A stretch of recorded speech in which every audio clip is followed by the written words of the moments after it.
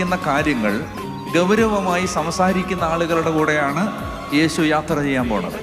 നിങ്ങൾ വെറുതെ ഇരുന്ന് നിങ്ങളുടെ വീടുകളിലെ കാര്യം ഒന്ന് ആലോചിച്ചേ.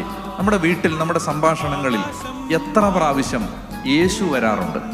യേശുവുമായി ബന്ധപ്പെട്ട കാര്യങ്ങൾ വരാറുണ്ട്. 4 ആൾ കൂടുമ്പോൾ നമ്മുടെ സംസാരത്തിൻ്റെ പ്രമേയവും പ്രതിപാദന വിഷയവും എന്താണ്? നമ്മൾ എന്തിനെ കുറിച്ചാണ് പറയുന്നത്? What do we talk about? What is the theme and content of our conversations? നമ്മൾ എന്തിനെ കുറിച്ചാണ് പറഞ്ഞുകൊണ്ടിരിക്കുന്നത്? നമ്മൾ 4 പേര് കൂടുന്നിടത്ത് നമ്മുടെ സംസാരം എന്തിനെ കുറിച്ചാണ്? ഞാനൊരു കാര്യം പറയട്ടെ നിങ്ങളോട്.